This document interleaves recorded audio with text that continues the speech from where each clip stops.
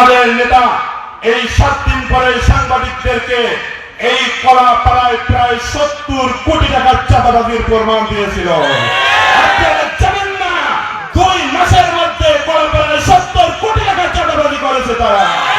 সাধারণ মানুষের রক্ত চোষায় এই দল ইসলামী আন্দোলন বাংলাদেশকে আজ তাদের কাজ থেকে শরীরের মধ্যে আগুন জ্বলতেছে।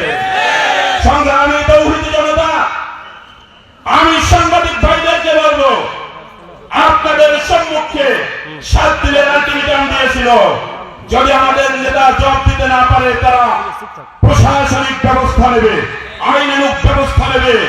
আজকে আমাদের নেতা বলেছিল তার বিদ্যুতের 30 কোটি টাকার টাকা চুরি হয়েছে, কিন্তু প্রমাণিত হয়েছে, মামলা হয়েছে, 50 জন আসামি হয়েছে, এমনকি সেই দলের লোকদেরকে রিমান্ড দেওয়া হয়েছে। যেই নেতা আমার নেতার বিরুদ্ধে সাংবাদিক সম্মেলন করেছেন, যেই নেতা আমাদেরকে উকিল নোটিশ করেছেন, আজকের মানুষ থেকে তাদেরকে 7 দিনের আলটিমেটাম দিলাম।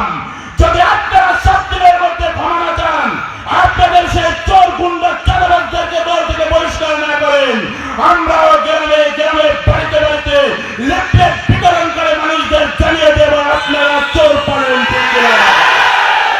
সম্পৃক্ত আছেন, আপনারা মানুষদেরকে দেখান আমরা দলের দুর্নীতিবাজদেরকে প্রশ্রয় দেই না, কিন্তু এখন পর্যন্ত আপনারা কাউকে বহিষ্কার করেন নাই, এখন পর্যন্ত আপনারা পরিবারে মামলা করেন নাই, এখন পর্যন্ত চোরের বিরুদ্ধে আপনারা কোনো অবস্থান তৈরি করেন নাই। সংগ্রামী তৌহিদি জনতা, তারা যাই বলুক আমাদের জানা হয়ে গেছে তারাও চোরের দলের থেকে না বলে। চোরে চোরে মাস্তুত ভাই, এতে কোনো সন্দেহ আছে?